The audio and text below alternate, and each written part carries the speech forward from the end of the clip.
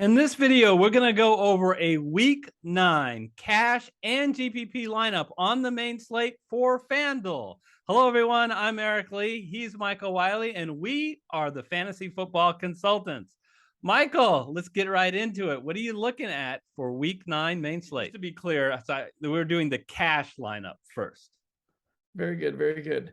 So you look at there and you look at who's going to produce kind of a really high floor for you. And the only guy that's really sticking out to me that kind of has that super high floor is Austin Eckler, because a lot of the other guys are either on bye or just not on the main slate. And, Eckler's coming off a bye. Williams is out, so he's going to continue to be involved in the passing game like he has almost the whole season, but especially these last few weeks. He actually hasn't gotten as many touches in the running back spot as you might expect. And, that's keeping him fresh, coming off a bye in a really very great game environment, going up against this Atlanta Falcons, who's given up lots of points, even to the Carolina Panthers. I think San Diego is going to come out strong, and Eckler is going to be a big part of that. And so to me, he has the highest floor of everybody that we're looking at. So I think we got to slate him in there. Everything was great what you said, Michael, except one thing. I think I heard you say San Diego. They're in LA now. Oh, excuse me. I still slip to that because it's still so weird to me that those guys are playing in LA. No, great pick. I really like Eckler. All right, let's here's a guy that I think is someone to really watch out for this particular week. And FanDuel has him at a very reasonable price. It's Aaron Jones. So I can hear what you guys are saying. But Eric, what about AJ Dillon? I didn't mean to insult our fans. That was only some of the annoying ones. Look, I know he shares with AJ Dillon, but over these last 3 weeks, he's starting to get more and more of the workload. In the last 3 weeks, he's gotten 59% of the carries and 18% of the total targets. That's a huge role, and I think the pie is only going to be bigger here this week as they play at Detroit. There simply is no better team to face than the Detroit Lions. Why? Because, look, they have the worst defense overall, and Jones can hurt you in the ground and in the air. But their offense is actually pretty good. That can keep teams that keeps Detroit in the game. It makes a team like Green Bay to still put the offense in high gear. So I like Aaron Jones here at 7,800.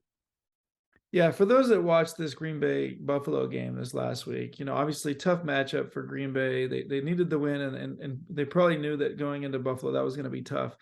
The only bright spot for them was Aaron Jones. He looked great, so much better than Dillon running the ball. I think it's become clear that if Green Bay wants to make the playoffs, given what they've got going on at the receiver position, Aaron Jones has to be a huge part. I think they're going to continue to show that until they're out of the playoffs, and maybe they won't even be out of the playoffs. And so I really like this pick. All right, so let's move on to wide receiver. We spent a pretty penny and getting 2 top-of-the-line running backs. What are we going to do at wide receiver? Well, I'm going to save us some money. Going with the guy who I think is definitely the number one in terms of targets. He's been out he was out a little bit early in the season and not 100% himself. But he's back as the number one. The quarterback has, it's Chris Godwin at $6,200. I know Tom Brady hasn't necessarily been himself, but he's still getting the ball to Godwin. I think he needs to do that a little bit more and also push the ball downfield a little bit more. But look what Godwin's done the last 5 weeks. I mean, he's producing, and not just because he has those targets. He hasn't gotten in the end zone yet. It's time for him to do that. And I think that he draws a pretty good matchup. The Rams have not been that strong against the pass this year. All right, so I am going to continue to the theme of saving money at wide receiver. I just think, and Michael, you want to comment about it? I just am not as comfortable with paying up with these top wideouts this particular week. I'd much rather spend the money at quarterback and running backs. Did you have a take on some of the top wide receivers? Yeah, no, I think you're saying it right. I mean, so you got Cooper Kupp, who's coming off an ankle injury. We'll see. Justin Jefferson, who hasn't got is involved as you would expect. Stephon Diggs is going to get Sauce Gardner this week, which I think could put a cap on him. And Chicago's been pretty tough as well. DeAndre Hopkins gets a little tempting, but he's still priced so high in a half PPR league. Let's save some money and go with some folks that maybe can produce almost as well, but cost a lot less. Okay, so I am going to put in the lineup Curtis Samuel. So Michael, he faces a great matchup this week going against the Minnesota Vikings' third worst pass defense. And look, he's the number 2 wide receiver on Washington. But here's a little quiz question. Who led the Washington Commanders in rushing last week against Indianapolis? It was Curtis Samuel. Now, I don't expect that. But the point is, he will get some exposure to the rushing game. He had 4 rushes last week. So they like to get the ball in his hands. Now, I'll be honest with you. He's not the big play potential of like a Terry McLaurin. But I do think they trust him. And if they can get around the goal line, I think he's also a threat to score. Yeah, and I'm going to match him with someone who's very similar in terms of production, and that's Christian Kirk for the Jacksonville Jaguars. Arguably the number 1 in terms of targets. I know that Trevor Lawrence is still getting his legs underneath him, but Christian Kirk, who we've seen on Arizona all those years, special talent. He's producing at least the last few weeks. He's been doing that at 5,500 again, so we can get these top running backs. Let's put Christian Kirk going up against a Las Vegas defense that has not been good against the pass. Yeah, and Michael, they paid him a lot of money this year, but right after the trade deadline, I think he's going to come out and say, "Hey, I'm still important," because the Jaguars acquired Calvin Ridley, who can't play this year, so he's not going to be any impact. But I think that'll be interesting. That might light a fire under him this week. We'll see. All right, so there's our wide receivers. Shall we go to quarterback? Yeah, what are you thinking? Oh, I'm thinking I got big thoughts, Michael. We're just going to get Josh Allen in our lineup. I really, really like Josh Allen. Anytime that I get to play Josh Allen, it's a little bit like Hurts as well. It just feels like I put myself well ahead of the field because he is going to be involved in almost all the scoring that Buffalo does because he's going to be rushing and he's going to be throwing the ball. And he's the primary goal line rusher. So he's got all his weapons now healthy with Gabe Davis back to go along with Stephon Diggs and Dawson Knox. He does face the New York Jets, who sometimes can be tough, but I think this Buffalo Bills offense can be tough. So I'm not worried about that. You know who also is not worried? The lines makers. An absolutely insane 30 implied total for the Buffalo Bills and Josh Allen this week. They're monster 13-point favorites. I'm excited to get them in the lineup, Michael. Yeah, let's face it. This is the best team in the NFL right now. We thought they were the best team coming into the season. They got everything going. They just got another defensive back from injury. They're going to continue to be solid. And you know why they continue to beat up on teams? It's because of Josh Allen. He's just been so impressive this year. He's such a big part. He knows when he's got to run the ball. He knows where to go with the ball when, certain things are covered. I'm so impressed, so proud of him being, from Central Valley, California, when I'm from as well. I think, despite the Jets defense, this is a great pick. And there's just not the same differential in FanDuel as you'll see like in DraftKings. From quarterback position, I think this is the place to pay up. Let's do it.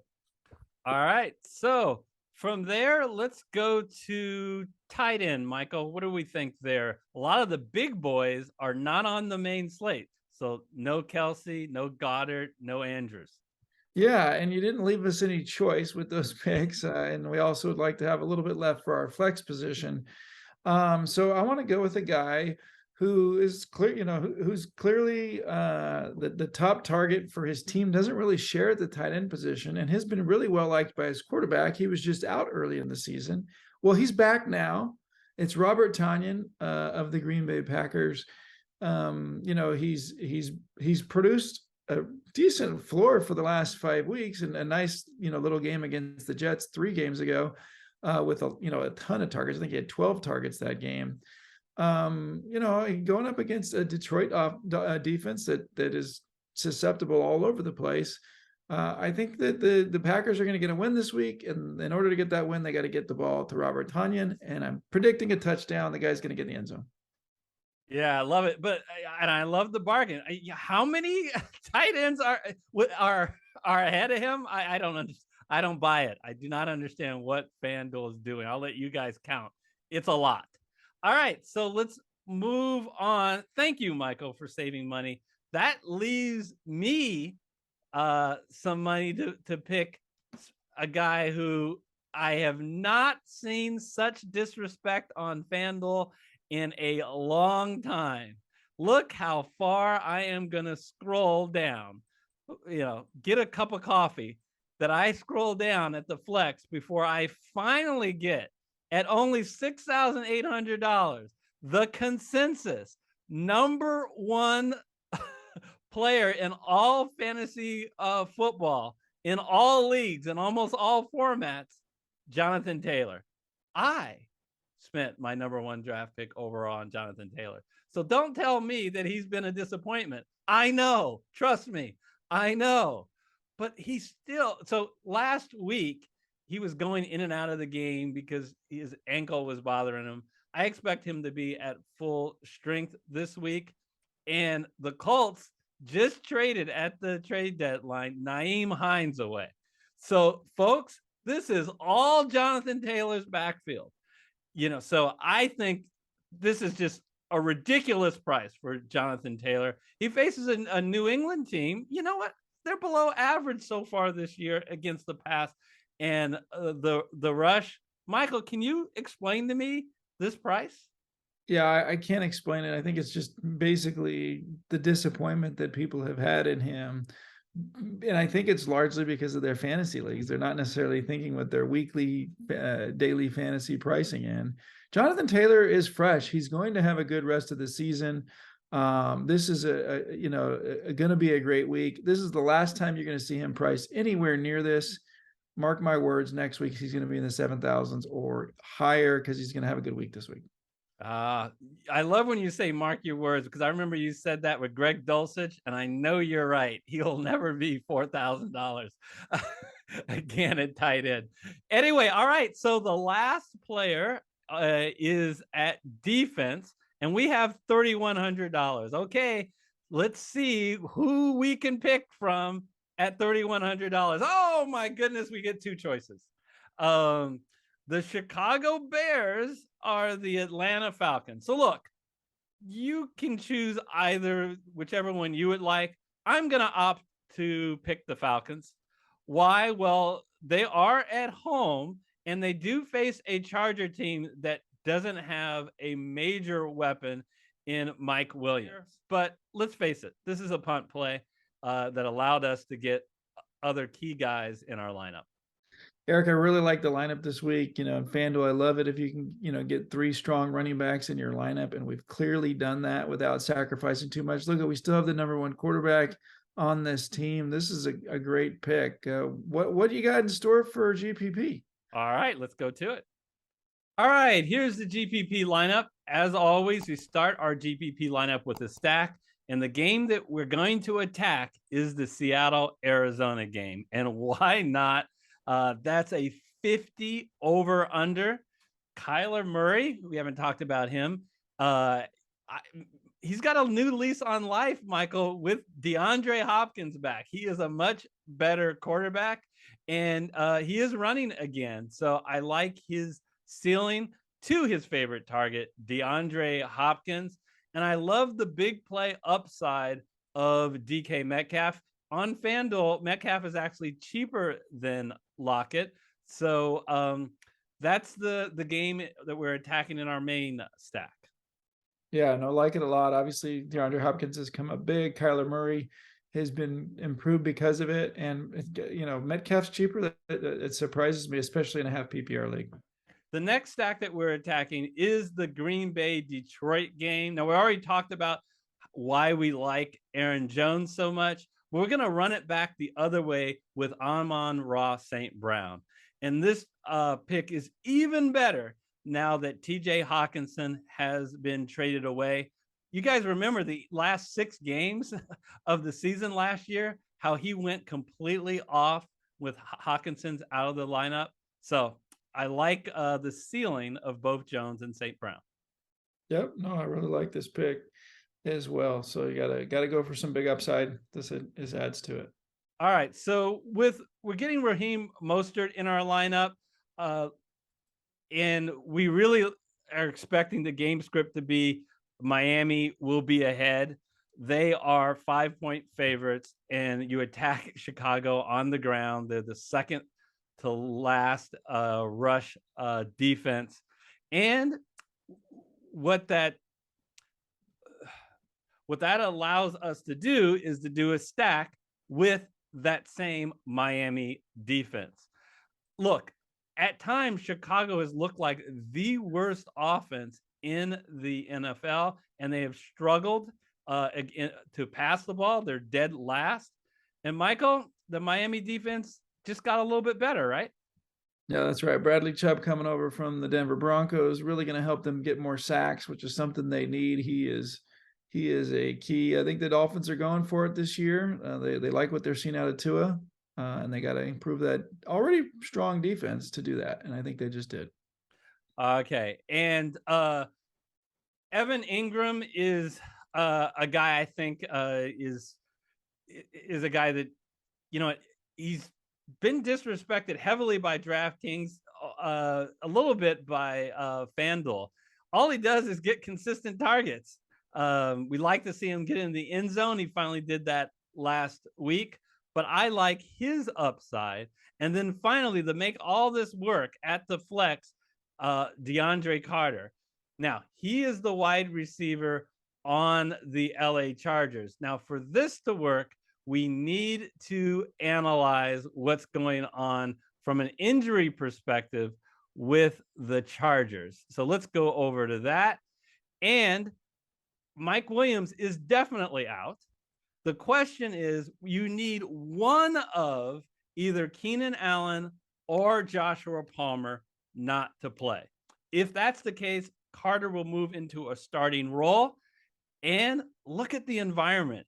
They're facing the Atlanta Falcons, who are absolutely dreadful against the pass. Yeah, DeAndre Carter, I think, has shown that he's an athlete, and they had to use him when Keenan Allen was out, and now with Williams out, he's going to get involved still on the passing game. But yeah, I think you're right. Let's pay attention to that injury report. We did a cash and a GPP lineup in separate videos on DraftKings. Those videos are on the screen right now. Until next time, take care, everybody.